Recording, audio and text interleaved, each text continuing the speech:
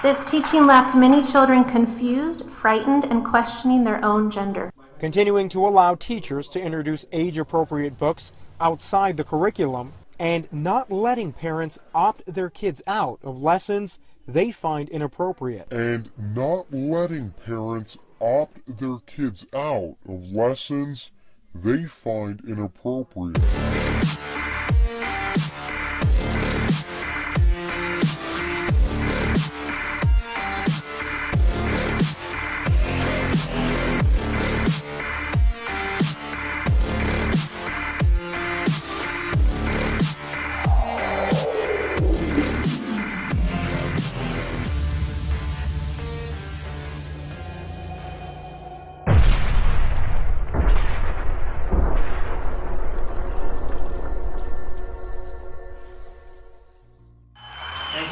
Applause upon applause, speaker after speaker. Hours of passionate testimony, all focused on one key question. What is and isn't an appropriate lesson in a kindergarten classroom? The school spent a lot of time since these concerns were raised, meeting with parents. The issue stems from a lesson on what it means to be transgender. After a kindergarten student at Rockland Academy Gateway, born a boy, was reintroduced to her class as a transgender girl back in June. Her teacher read the class 2 books about being transgender. The lesson was done without parents or administrators being notified. They didn't understand why parents weren't notified beforehand. Parents should be notified when this controversial issues arise. This teaching left many children confused, frightened, and questioning their own gender. Since then, a wave of backlash against the school by some parents. But in response to that backlash, major support for the teacher's decision. Ankar Dewan's daughter was in the classroom for that lesson. The honest answer is I would not have had the courage to have this conversation with my daughters had this not been introduced at school. And so I think from that perspective, it's been an important lesson. That support well beyond the classroom to the transgender community as a whole. That it's not controversial amongst the LGBT community simply to be who you are. It is controversial, however, to deny another's human identity and their dignity. I'm glad that there are people coming out to support the school, the family, the child. Pam Douglas was one of many who supported the transgender lesson. She says doing otherwise is simply intolerant. At the crux of it, it's sad. I mean, it's bigotry. Plain and simple, it's bigotry. The school board now considering 5 recommendations. Among them, making it mandatory to notify parents about controversial topics beforehand.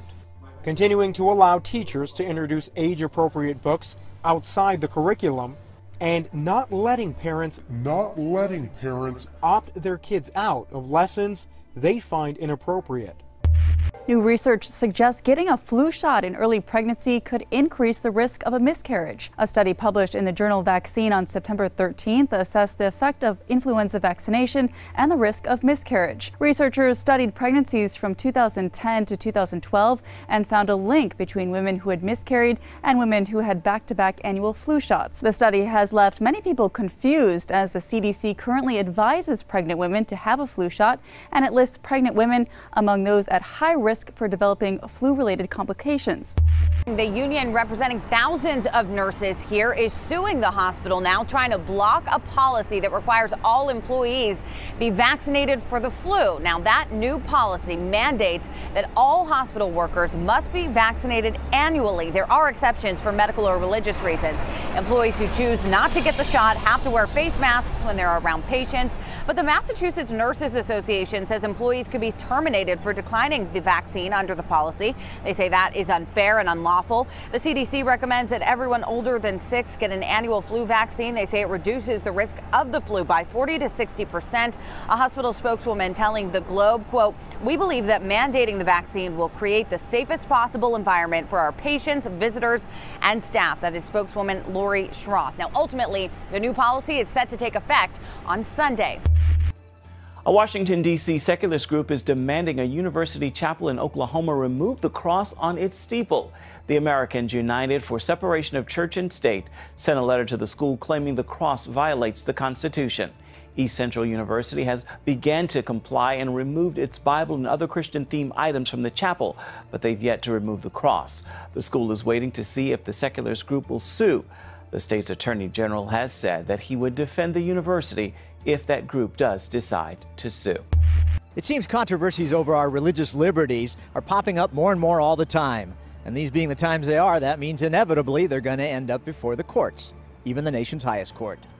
These legal experts looked at some of those likely cases, such as the one involving the Masterpiece Cake Shop. The state of Colorado punished baker Jack Phillips for refusing to make a cake celebrating a same-sex wedding. His side is represented by the Alliance Defending Freedom. There's a similar case involving a same-sex wedding and a Washington state florist. In fact, in this case and also in Arlene's Flowers, Jack Phillips and Barronelle Stutzman would in fact serve and sell products to LGBT customers. He would have even sold custom cakes provided that it was not expression that was going to be part of a same-sex wedding.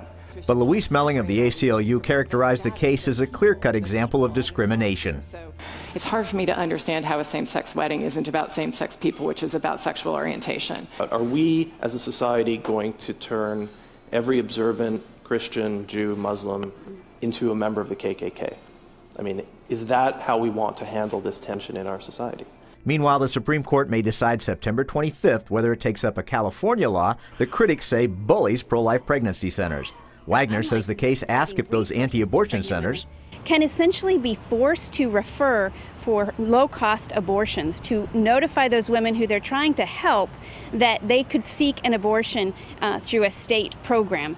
And that's unconstitutional. You can't force people to engage in that kind of speech. Court watchers believe if the High Court takes the case, it could likely mean victory for the pro-life pregnancy centers because the justices often side with free speech. There are very stiff penalties that are in place under this California law, and we've seen other states, other courts that have struck down these kinds of laws, but California continues to persist in really trampling on the free speech rights of those who are involved in pro-life issues. An after-school Satan club in Tacoma, Washington is dissolving its program after only one student joined the club.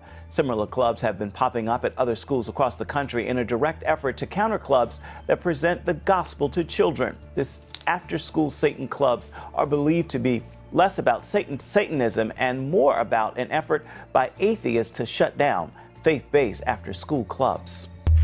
Security video shows a woman stalking and preying on an elderly woman in the grocery store. Watch as she waits for the right moment before swiping the elderly victim's purse. As the woman walks off, the victim has no idea her purse with all her money is gone. That's just wrong. Shoppers who saw the video here at the Ralph's on Victory Boulevard in Burbank were stunned by the cruelty. I don't even know what I would do.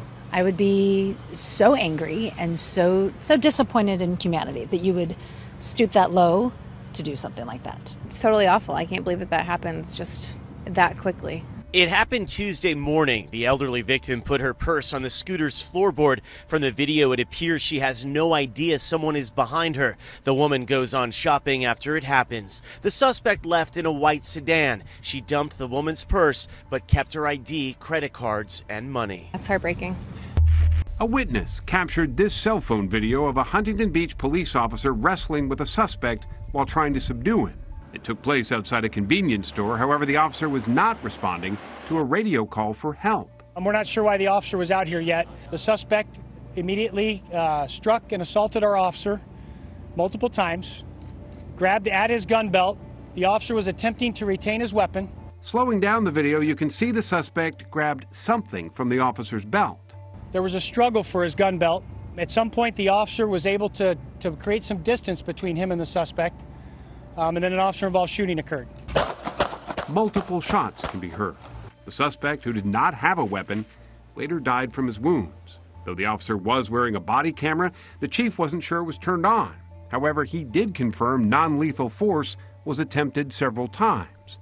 Just because the person didn't have a weapon, if he's struggling with that officer, actively assaulting that officer and trying to take his weapon away, trying to take equipment from his belt that can harm him, he has every right and every responsibility, and we train them to defend themselves with lethal force. Police caution against drawing conclusions from the videos posted online, as they are only portions of the confrontation. They're gathering additional videos and speaking with witnesses. The officer has been placed on administrative leave. A teacher is filmed lashing out at a student at Umlamfe Secondary School in KwaZulu-Natal.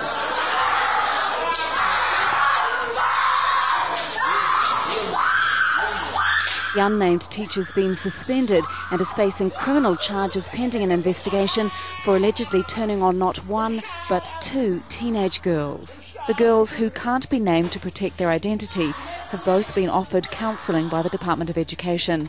Mobile phone video, first shown on social media a week ago, is the latest example of corporal punishment 20 years after it was banned in South Africa's classrooms. It's not an isolated incident.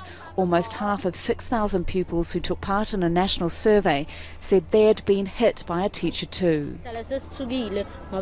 We are always afraid that when we do something wrong, the teacher will lose it and just beat us up.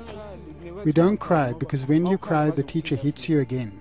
And so you would have to be brave and cry on the inside. Serious misconduct by teachers has an even more disturbing side, extending to allegations of sexual abuse and even rape.